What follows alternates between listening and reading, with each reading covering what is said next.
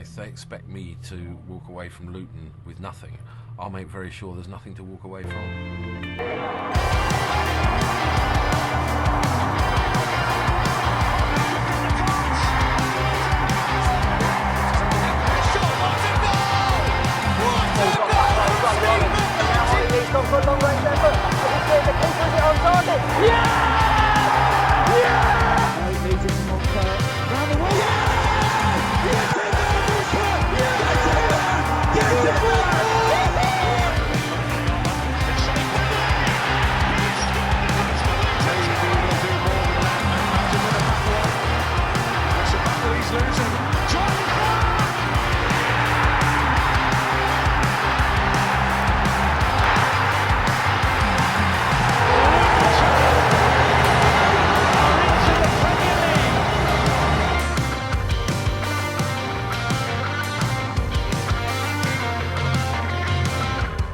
Hello and welcome back to the Oak Road Hatter podcast. It's the first one of 2024.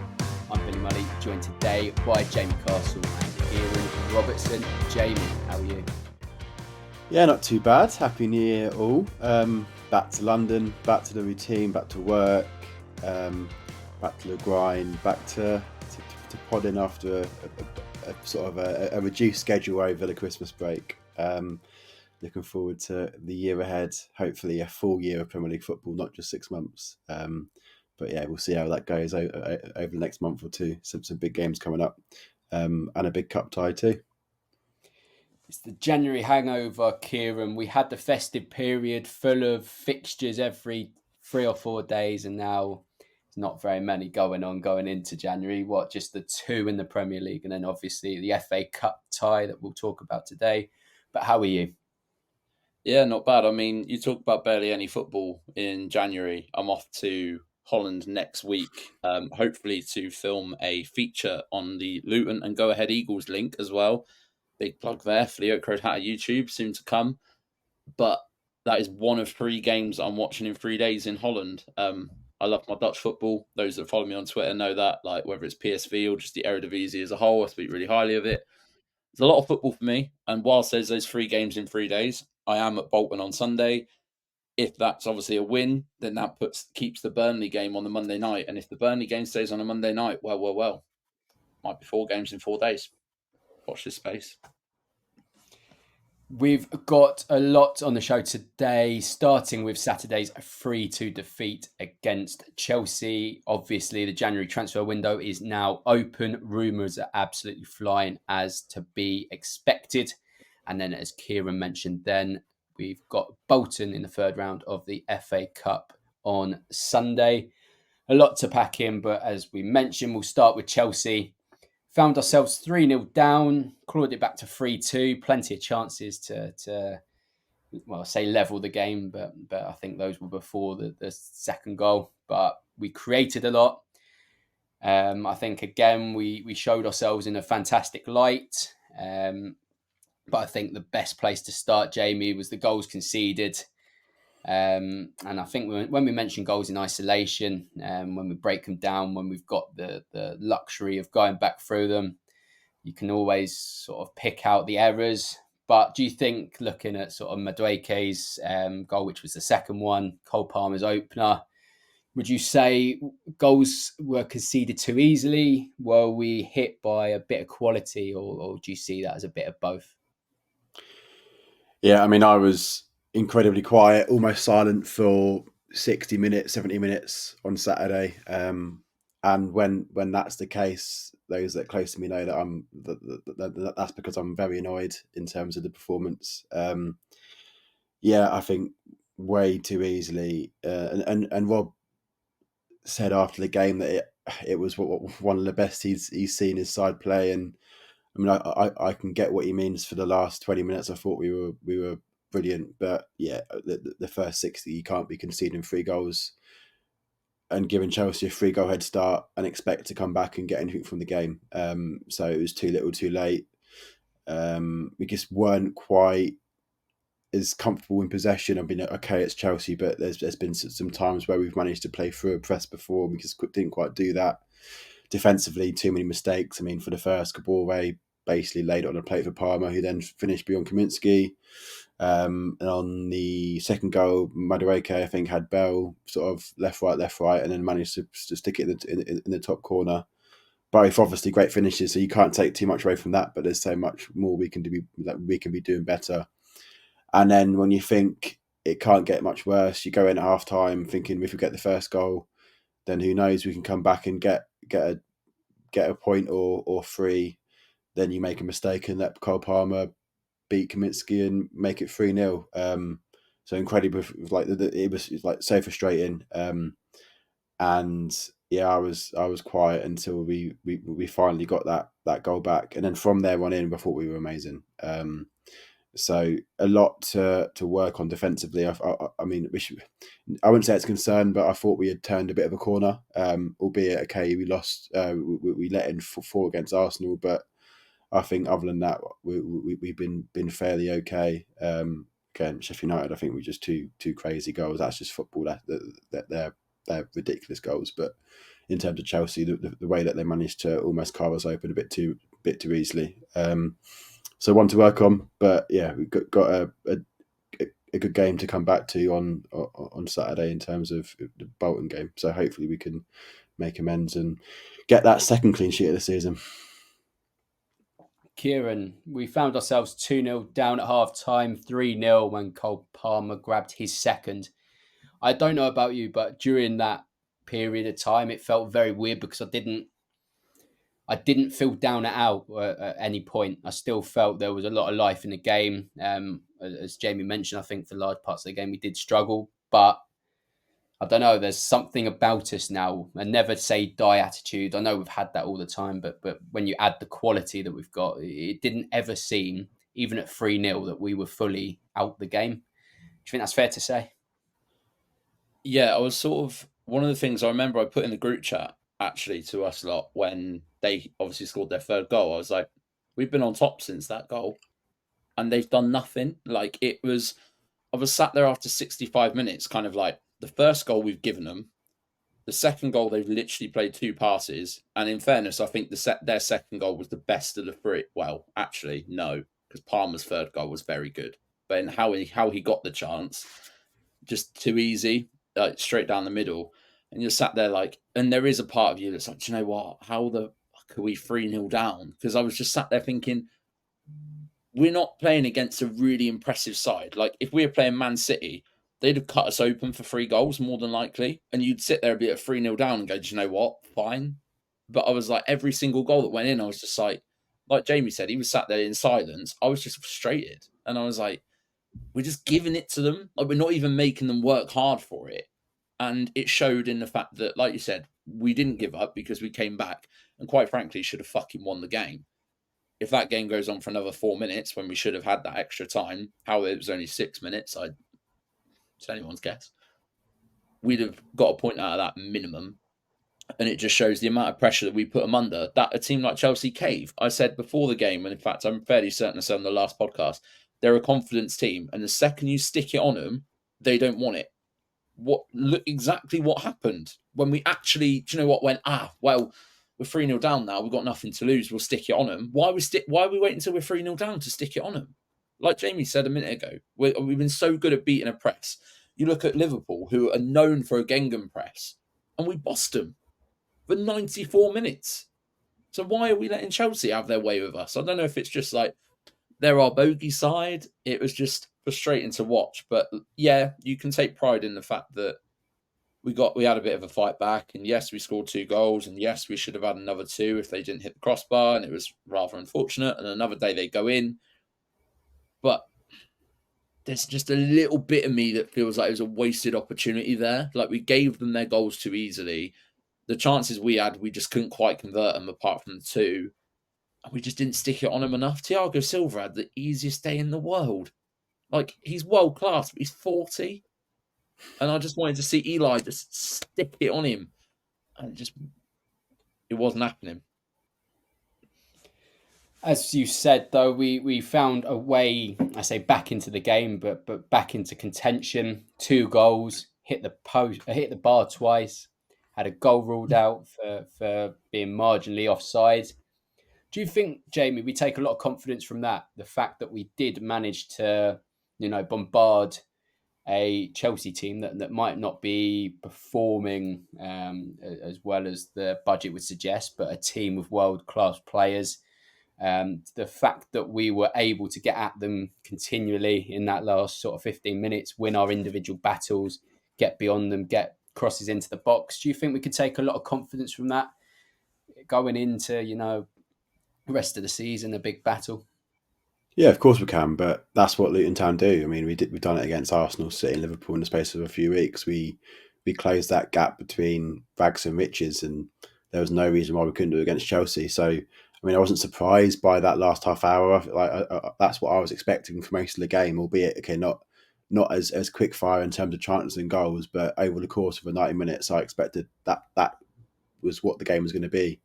So yeah, left it little too late, but in the end, if we had probably an extra couple of minutes, 5-10 minutes, I think we'd have got a third and made it 3-3. As you say, offside. After Doughty didn't watch it back, but it seemed at the time. I think even before it went in, I thought he was marginally off.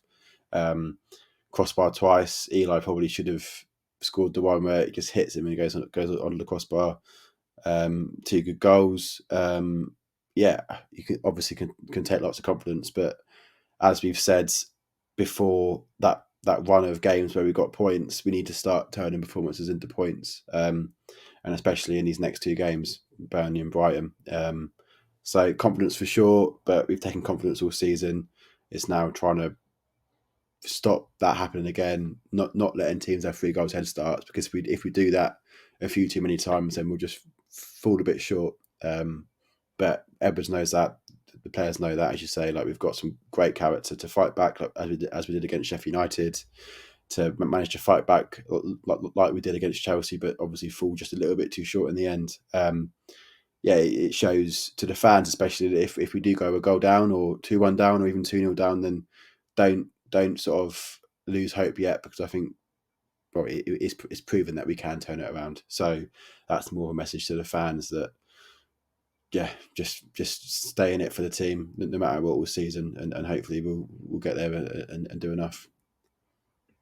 And Kieran, I think Saturday again displayed the kind of depth that we've got within the ranks. We brought on Chong, who I thought had a fantastic game when he came on. I think some of the balls he put into the box, some of the turns, just some of the positions he picked up as well, very, very impressive, and caused all sorts of problems.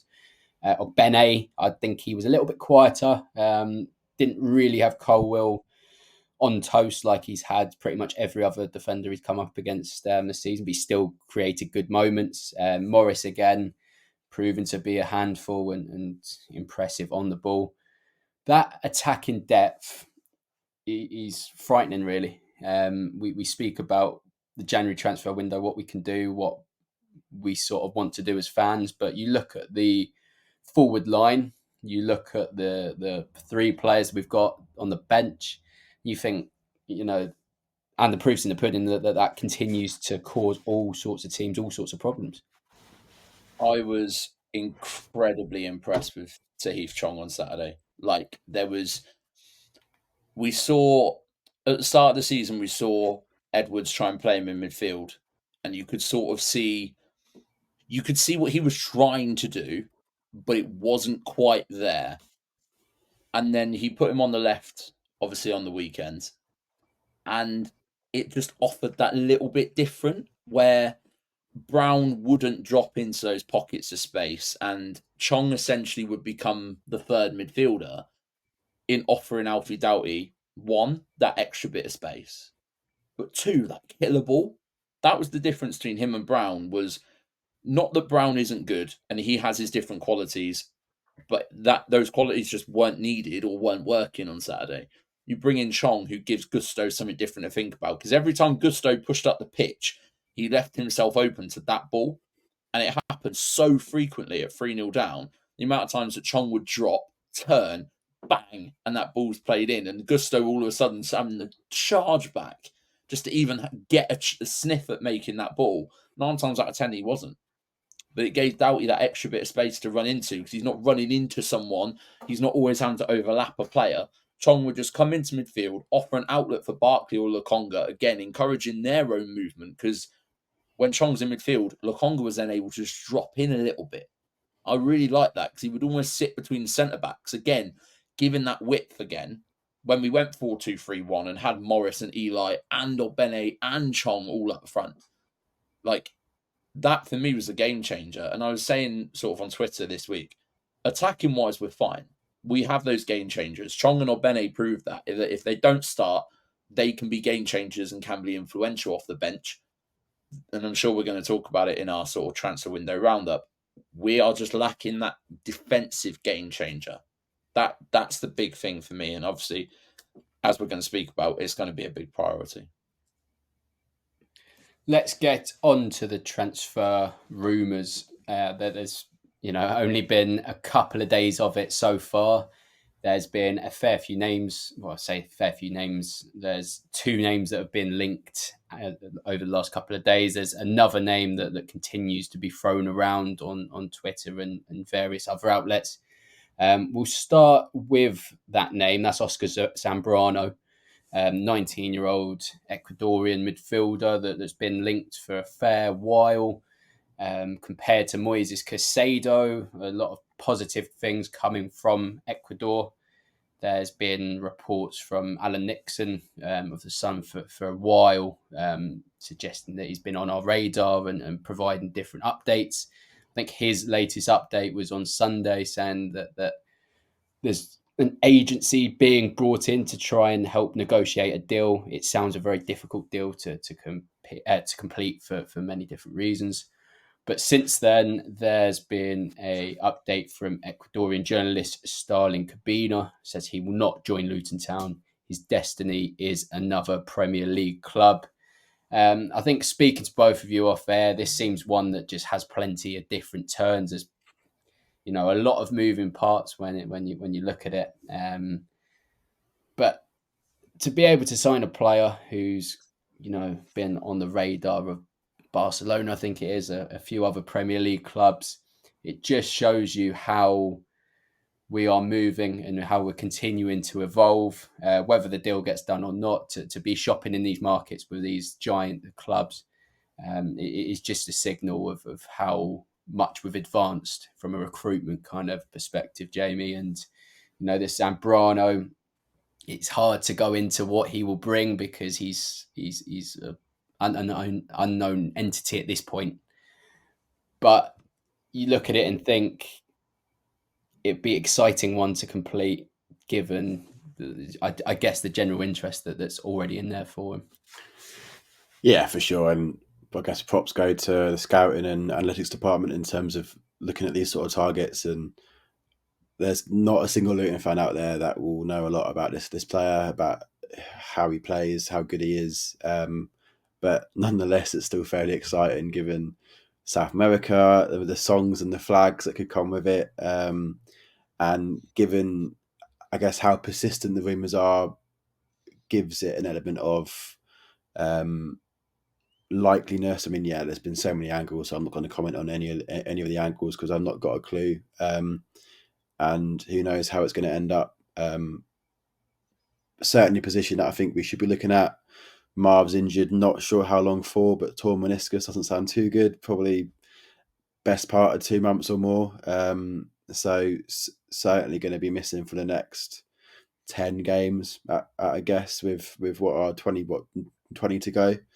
So I could certainly do with some central midfield cover, especially if it's a bit more of a long-term move like Zambrano, who's 19 years old. Who knows if he's going to be the next Moises Caicedo, but even if he's half the player, then I think it's worth a shot at £5 million. So yeah, I hope it's one that we get over the line, shows our ambition, and yeah, I can't wait to make another £80 million off him in 2 years' time. Let's go on to one of the rumours that have surfaced today. That is, one that's resurfaced in Japhet Tanganga. He's a player that was linked in the summer, eventually went on loan to German outfit Augsburg. and hasn't played a minute of Bundesliga football because of an injury. He's been linked again. I think looking at our defensive department, there are a lot of injuries there. It's a really difficult one to fully break down because you'd expect it to be a loan. I don't know if you two agree, but my eyes, if we were going for Tanganga, it would be a loan, especially in January where prices are amplified. But then that would involve having to send back one of our current Premier League loan players. So in my eyes, this one that probably is too difficult to make happen, but a player that's clearly highly rated by our scouting and recruitment department. And a player that maybe might be on our radar for windows to come. Is that what you think, Kieran? I see. When I saw it earlier, my first thought was, obviously there was a lot of comments already on our post before I'd even seen it, actually, sort of just being like, he's injured, hasn't played a minute, da-da-da. So then my first thought was, I think that link is more with a view to the summer as opposed to now. Obviously, if he's injured now, not being funny, we've got enough injured centre-halves, so I don't really want another one, quite frankly. And we haven't got the loan spot for it either, so that's the other thing to overcome. For me, he'd be a good future signing, though. I think the fact that Tottenham were looking to loan him out anyway, he's not played. And I think, judging by the rumour, Tottenham are looking to just offload it. It wouldn't surprise me. And I know that when we spoke about him in the summer, we were very much like, what do you reckon? 8 to 10 million, probably. They'd go, yeah, fine, chuck it. Get to the summer on the other hand, they might go 5? Fancy 5 million? They'll go, maybe. And in that case, let's say if we stayed up again, that's then another evolution of our centre halves and building a strong Premier League side. Equally, if we go down, that is by far and large a top level Championship centre half. He's no Cameron Carter-Vickers, but who knows? Might do a job. Funnily enough, Kieran, you mentioned Cameron Carter-Vickers. There's a Celtic teammate of his that is supposedly on the Luton Town radar. I say supposedly, reportedly. Coming from Sky Sports, Matt O'Reilly is a player that, quote marks, Luton have sort of long-term interest in. He's a player... But he's a weird player because, of course, he's as the post we put out, he's Hounslow born, so London born, represents Denmark on the national scale, and also played up the M1 for MK. It's a real weird career path, and on the national scale as well. But a player of high quality. Proved that for MK, and then he's gone on to Celtic and has continued that upward trajectory. Jamie, what do you think about Matt O'Reilly? Obviously, what we've put out as well is that there are a fair few teams that have been monitoring him, and you kind of expect that when a player has performed as well as they've done at Celtic, typically have a lot of eyes on that club. What do you think of Matt O'Reilly, the prospect of signing him, and probably the competition that we expect to be there for him if we were to strengthen our interest? I mean, as a player, it's certainly someone that I would love to have. I think he's got something that we probably don't have in the squad at the minute. And if we're looking to offload someone like a Luke Berry, then I think he fills that void perfectly well and is a massive upgrade on Luke Berry, despite how much I love Luke Berry. But I feel a little bit, to me, like the ship may have sailed. I think, long-term admirers, but I think for me that time to buy him was when Celtic got him for around £2 million. I would be surprised if he goes for less than 10 now. I think he's Premier League midfielder in the making, future Denmark international. I think he's at this point in time, hard to say, but got a future higher than us at the minute. If it happens, then wow, what a signing to add to the midfield with Barkley and the Congo, and hopefully when he's back fit in the Canberra, great signing. But I think at this stage I don't see too much in it. I think admirers at best, if I'm being honest. And that same Sky Sports article, it sort of alluded to the fact that a central defensive signing in line with the Tanganga line is something of a priority going into this January window. Also mentioned that the loan options seem to be what we're intending to do more. But of course, I think you're at a stage here where you're sort of open to anything. Let's go on to I say potential outgoing, but for it to be an outgoing, it'll have to be a return.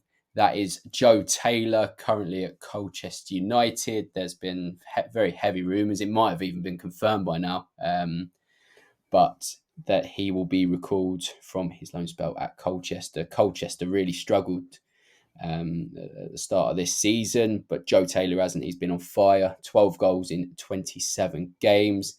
A player that you just have to scroll through social media to realise he's had a very productive spell, and that's even outside just the goals he's scored. There's a report from Football Insider saying that half of League One are interested in him. And I think with the goal scoring record he's posted, that's no real surprise.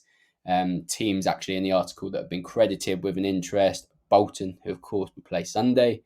There were also Oxford, and I think it was Portsmouth. I might have been wrong with Portsmouth, but I think you've got a 50-50 chance when half of the teams in the division want him. What do you think to Joe Taylor, a player that won our hearts at Wembley, scoring that goal that never was, and obviously stepping up to take the second or third penalty, whatever it was. Obviously impressed in League Two, and now Luton will have their pick when it comes to which League One club they want him to progress at, if that is what they opt to do. Kieran, what do you think on this Joe Taylor situation? I think it says a lot of how well he's done at Col U, in the fact that he's standing out in a team that are stinking out in 22nd place in League Two. And that sounds really horrible. I did not realise they were that low down, obviously, because all you hear about is Joe Taylor's goals. Like, I don't exactly pay attention to Col U as a team. And then, obviously, I saw earlier, sat their manager. I was like, all right, that's really bizarre. Oh, okay, fine. Which is then, it's more surprising. I'm surprised we've recalled him, because I was quite a big advocate of keep him in the same environment and he'll progress really well.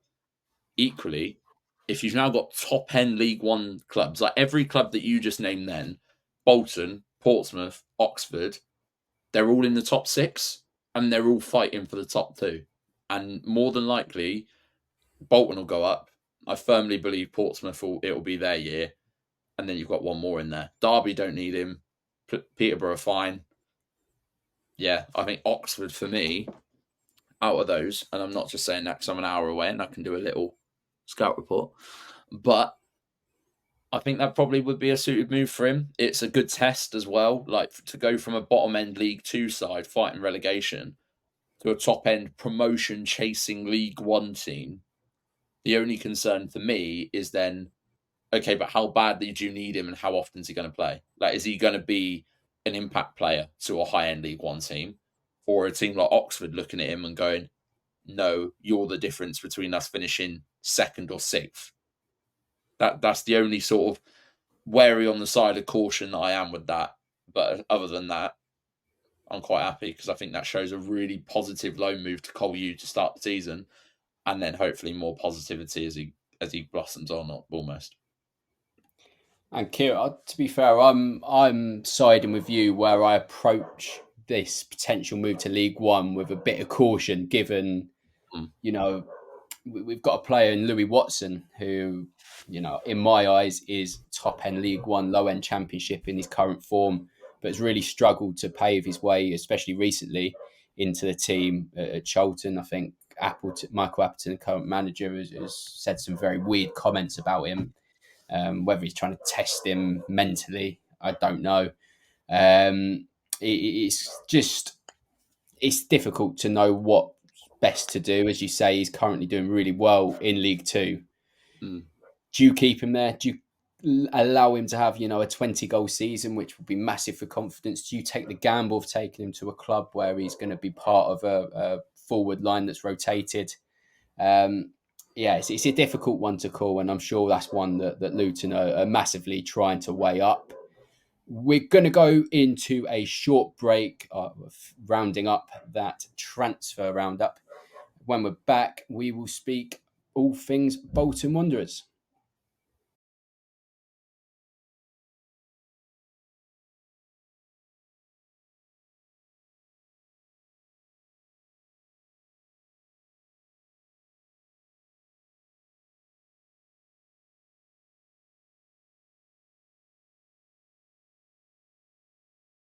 We are back for part 2 of today's episode, and we'll look ahead to Sunday's FA Cup fixture against Bolton Wanderers. It's an interesting one because both teams are in a position, I guess, where you don't really know how important this fixture is. Obviously, every fixture is important, but with Bolton chasing the League One title, Luton in our relegation battle, it remains to be seen how much of a priority the FA Cup will be. But as always, the FA Cup is a fantastic competition, throws out surprises left, right, and centre. A competition us Luton fans have enjoyed some fantastic memories in. So it's always important to us fans. Jamie, to you, how big of a priority is it in terms of, will we see a very strong Luton Town team? I know we've got a strong squad, and we mentioned the depth there, but do you think it's an opportunity for Rob to get minutes into players that may be on the fringes of things? Do you think it's an opportunity to instill confidence into, a starting 11 that we take into the Premier League? What do you see this game as? Well, clearly the Premier League is the bigger priority, right? I think if you were to say, would you rather us stay up and lose this game, or don't stay up and get to the quarter final or whatever, then obviously I would be saying stay up and lose this game. But I think it's about time we start to have a bit of a run in these competitions. Certainly up until we get the sort of the tougher ties against the bigger sort of top 6 Premier League teams. I don't think we've really been able to assert our dominance in any cup game against lower league opposition for quite some time. Lots of early exits in the League Cup, for example. So I really want us to see us have some impetus in these games. It could do a world of good for confidence, especially to sort of the squad players that aren't getting too many minutes, as you say. I mean, Chong came on and was excellent against Chelsea, but hasn't started too many games and hasn't had too many minutes in recent weeks. So I would love to see him start. Even Chiedozie, right, he's coming back from an injury still, and I think it's a good game to try and get him back up to speed. Carlton's found himself on the bench quite a few times, so probably one he can start. So yeah, I certainly want to go as strong as possible whilst not risking players. I mean, we definitely think Barkley should get a rest. Doughty should get a rest. One or two of the centre half should get a rest. Osho or Mengi, for example. So it's finding that balance. But I'll be disappointed if we lose this game. I think it is a priority. And yeah, it's about time we got to sort of the late stages. Like, why can't we get to a quarter final?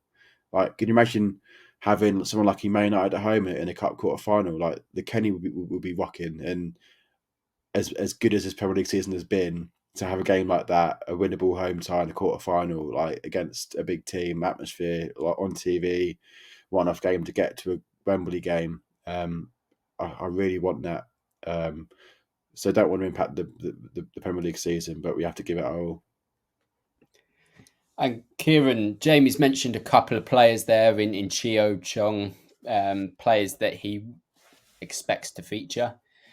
Players like Tim Krul, Mads Anderson, it'll be good to see them get some minutes. Are there any other players that you expect to see play? Any players that you want to see play and push competition levels to the max? It's a tough one because I think if we hadn't have had what we had at Exeter earlier in the season, then I would have said, yeah, you'd go for a massively changed lineup and you'd throw Pelly and Berry as a midfield 2, and you'd have Ogbene at right wing back, and probably Bell at left wing back just for shits and gigs, to be honest. But quite frankly, after that Exeter game, I don't think they can afford another disappointment like that. I could not get over, like, as I was speaking to you, obviously the week of after that game, I couldn't get over how crap it was. But I don't know if that was because we'd underestimated Exeter or if the players' effort just wasn't there. So for me, I think it's important that we strike a fine balance. It's like, right, let's get some first teamers in there and keep the momentum for them and keep their minutes up, because we've only got Burnley and Brighton in January. So there are players that are still going to need those regular minutes. And it wouldn't surprise me if 8 or 9 out of the starting 11 are first team players for that exact reason. Equally, when we get to 60, 65 minutes, don't be surprised if you see a Joe Jacobson, you see a Luke Berry, you see a Barkley come on for 20 instead of the full 90. Like, in that sense, Jordan Clark will probably start. I would quite like to see a Clark, Berry, Pelly, midfield 3, give Barkley and Lokonga a rest, because quite frankly, we really need them, and they don't need to be playing against Bolton Wanderers. We need them for Burnley. We need them for Brighton. It's one of those. But equally up top, we'll see a lot of firepower. Morris, Chong, more than likely Brown as well. If I'm honest, that'll probably be our starting 3. Keep it strong, but also encourage rotation, encourage some minutes for younger players, or encourage less minutes for a couple of first teamers, just so they're still getting a run around. But we're not trying to take the piss and disrespect Bolton by any means. They're second in the league, could be first by the time we play them. Show them a hell of a lot of more respect than we did to Exeter, in my opinion. And Jamie, Kieran's done it again. He's thought we've signed Joe Jacobson off Wickham. Every time, Kieran. Oh my God, yeah. Oh, I've done it again. But yeah, on those no, I long get what you throws. mean. After what I saw at Exeter, I would rather have Joe Jacobson, but equally, I also wouldn't. So, But swings as and you roundabouts. say, Kieran, it is. If we hadn't have had that disappointment against Exeter, I think there could be more rotation, and I think also that the fact that we don't have a game until that following Monday does impact things. And then I think you also got to consider Bolton being in the position they are, playing a Premier League tie, but also being in that pack for automatic promotion. They have dilemmas themselves, so it'll be interesting to see how rotated both teams are. I think it'll be a game of good quality. I think mentioned Bolton performing the way they are. They play a very good brand of football, a team on the up. I don't expect this to be, I don't see this game as us playing, a real low league team like we have done before. I think they are of championship quality, and I don't think that can be underestimated. Just a quick word on Bolton, Jamie. Like us, their fans have had to endure a lot of pain. Club that nearly went out of existence, like us. It's great to see them on the up, enjoying moments again, and being in this promotion race. Exciting stuff for them. A fan base very, very well backed wherever they've gone. Have a chairwoman in. I forgot her name now.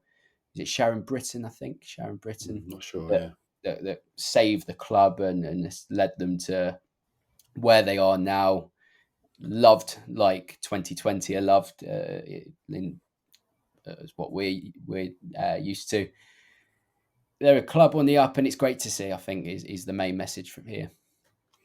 Yeah, for sure. And I was working in Manchester those years ago when they were struggling in sort of in their version of the doldrums. That they're a big club, and I think as much as we up ourselves as a big club, I think you can't underestimate how hard it is for clubs like Bolton in that region. There's so many clubs: Bolton, Burnley, Blackburn, Preston, the two Manchester teams. Like, it's really hard to get that sort of following in such a congested area. And for all that pain, they've come through the other side, and who knows? I mean, look at what we've done from going through our period of pain to become a Premier League team, and I don't think you can rule out them being one in the next 5 years or so. When you've got the right owner, when you've got the right sort of strategy for recruiting players, the right manager and the right players on and off the field. Who knows what they can achieve? I think I agree with you there. That they're certainly championship quality. You look down at the bottom end of the championship, and they're certainly a better team than your Rotherhams and your Sheffield and your Sheffield Wednesdays. So yeah, it'd be a tough game, and you can't underestimate them. And there's a chance that we could play them next season. Hopefully not, because that means we got relegated. But I think, as I said, hopefully we can assert ourselves and show our quality and show why we're the Premier League team. And Kieran, it's a game of familiarity in some respects, in terms of two players who have recently left Kenilworth Road, be returning in Carlos Mendes-Gomez and Cameron Jerome. But I guess in another way, the two teams have missed each other in our rise, and I guess their fall. I don't think we played each other at all, did we? Haven't. No. I can't pinpoint the last time we played them. So it'd be nice to play a different kind of team. Yeah, I'm gutted it's not away, to be quite honest. Like, when I saw the tweet and it was like Bolton at home, I was like, that's a really good team to get. But why can't we get it at the Uni Bowl? Like, that'd have been really, really good. Like, I'd have backed them to sold out a fair amount of seats. We'd have taken a big allocation. Like, it'd have been a new ground for probably 95% of us. Like, that'd have been a really, really good crack. So, not that I don't want to win on Sunday, but if there's a replay, there will be a little part of me that isn't that disappointed for that exact reason. But we'll cross that bridge at some point. But I think really good team to play against. Shows us what they're about. Like, top end of League One, should be in the Championship, the quality they have.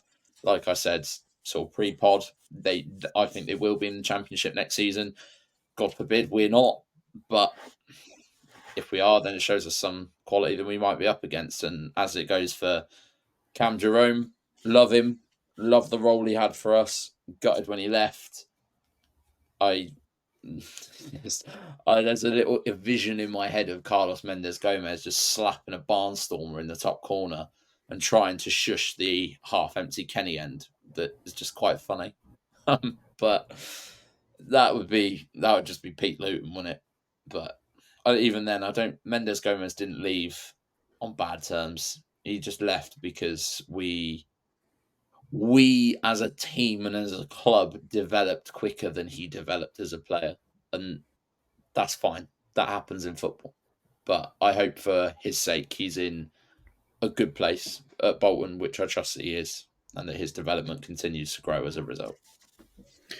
I've just checked, and the last time we played them was January 1997, also in the FA Cup, where we drew 1-1 at home first before losing 6-2 away at Bolton. So hopefully no repeat of that, because as much as I want to do Bolton away, I don't want to be going up there losing 6-2. So just get it done, please, Taran, and we'll play them in a few years when they're in the Prem.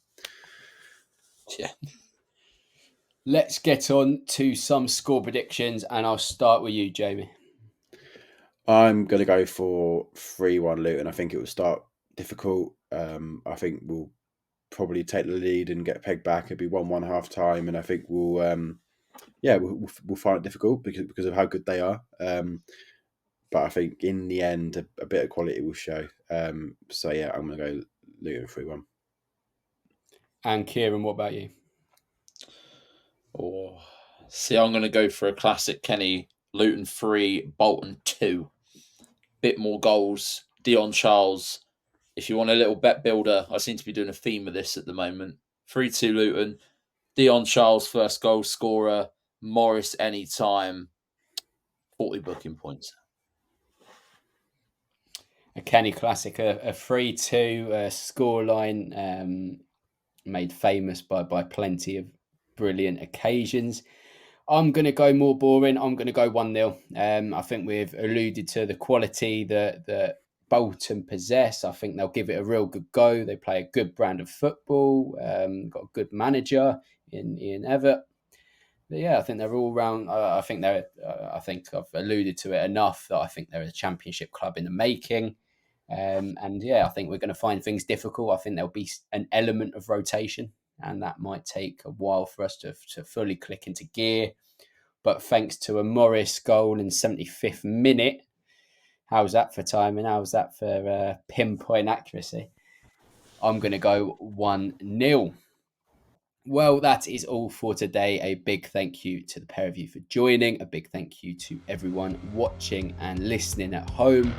Of course, we are on all social media, Oak Road Hatter. On Instagram, we are oakroadhatter.com. If you've liked today's episode, please like the video, subscribe to the channel, and continue sharing our videos. It means a lot to all three of us. And until after this Bolton fixture, where hopefully our name is in the 4th round draw, it is goodbye from us.